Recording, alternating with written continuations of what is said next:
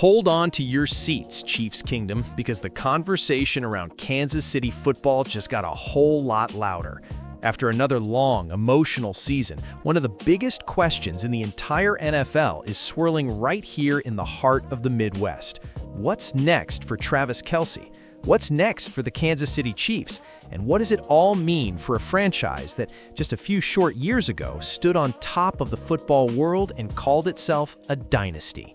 As first reported by NFL Network, Travis Kelce and the Chiefs are expected to sit down and discuss the star tight end's future after Super Bowl LX.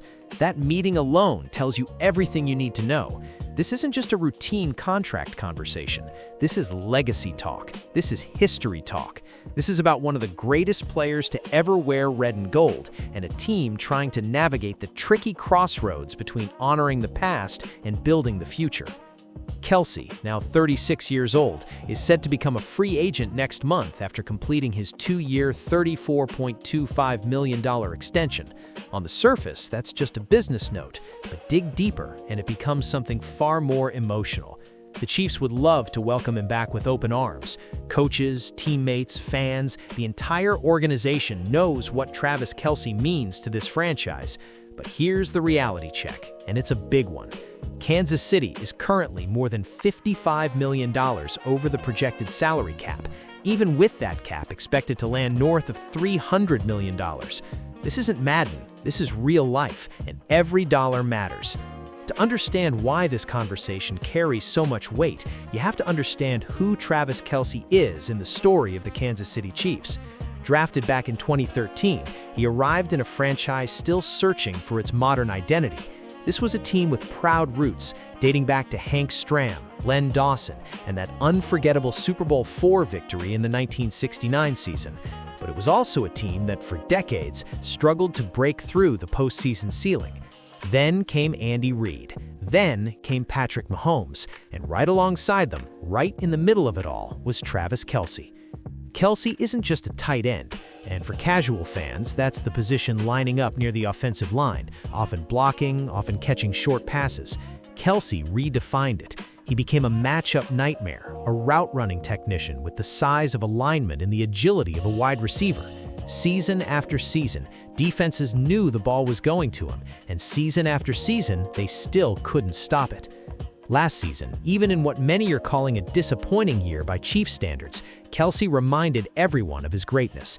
He led the team in receptions with 76, receiving yards with 851, and tied for the team lead in touchdown catches with 5, alongside Rashee Rice and Hollywood Brown.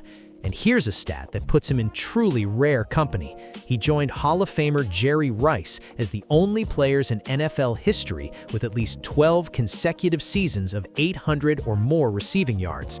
Let that sink in. Jerry Rice. That's the level we're talking about. And when you look at the franchise record books, Kelce's name is everywhere. He is the Chiefs' all-time leader in receptions with 1,080. He's number 1 in receiving yards, over 13,000. He's number 1 in touchdown receptions with 82. Tight end or not, those are numbers that define an era. But this story isn't just about stats. It's about timing, it's about context, and it's about a season that didn't go the way anyone in Kansas City expected. The Chiefs finished 6-11. Read that again. 6 wins, 11 losses. For a fan base accustomed to Super Bowl parades in 2020, 2023, and 2024, and a legendary run under Andy Reid that turned Arrowhead Stadium into a yearly playoff fortress, this season ended with a whimper. No late January magic, no Mahomes miracle throws, just questions. Patrick Mahomes, still very much the face of the franchise and one of the most talented quarterbacks the league has ever seen, showed flashes of brilliance, but the consistency wasn't there. Injuries, turnover issues, and a roster in transition all played their part.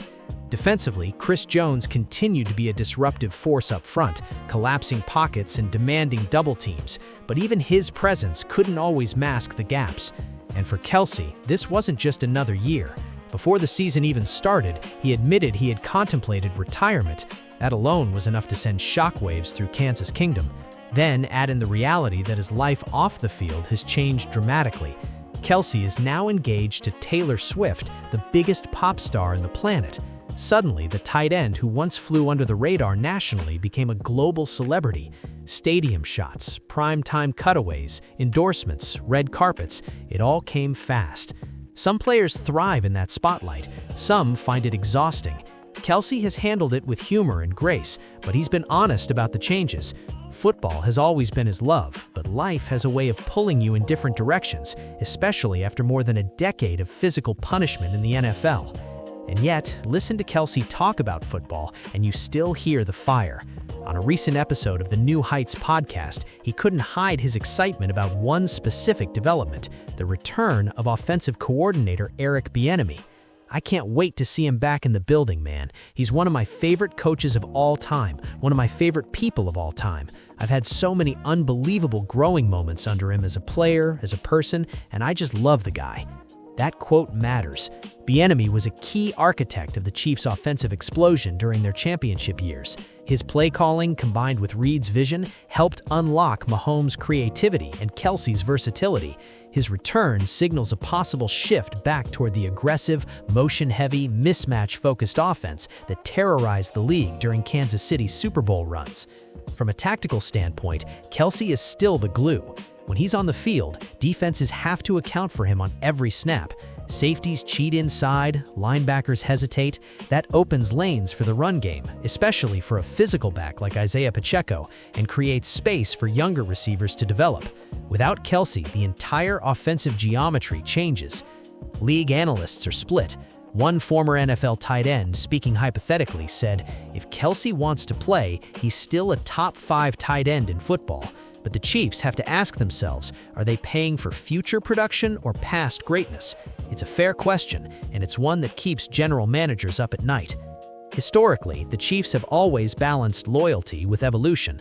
From the early AFL days to the modern Mahomes era, this franchise has reinvented itself without forgetting its roots. Arrowhead Stadium, now known as GEHA Field at Arrowhead Stadium, remains one of the loudest, most intimidating venues in sports. The tomahawk chop still echoes through the stands. The rivalries with the Raiders, Broncos, and Chargers still burn hot. Chiefs Kingdom still shows up, loud and proud, no matter the record. The big question now is whether Travis Kelce will be part of the next chapter. Does he return on a restructured deal, chasing one more deep playoff run, one more shot at a Lombardi trophy to add to his 3 Super Bowl rings? Or does he decide that his legacy is secure, his body has given enough, and it's time to step away on his own terms? If he comes back, the implications are massive. Mahomes gets his security blanket, Bieniemy gets his chess piece, the locker room keeps its emotional leader. If he doesn't, the Chiefs enter a new era, one defined by youth, cap flexibility, and the challenge of replacing the irreplaceable. Looking ahead, this decision will ripple through the entire AFC. The conference is stacked. The Bills, the Bengals, the Ravens, all hungry. The Kansas City Chiefs have been the standard, the team everyone circles on the calendar. Even after a 6-11 season, no one is eager to count them out. Not with Andy Reid on the sideline, not with Mahomes under center, and maybe, just maybe, not without one more run from number 87. So, Chiefs Kingdom, buckle up. The off-season drama is just getting started. The conversations behind closed doors are coming, and when the future of a legend hangs in the balance, you can bet the entire football world will be listening. Stay locked in, stay loud, and keep your eyes on Kansas City, because no matter what happens next, the story of the Chiefs is far from over.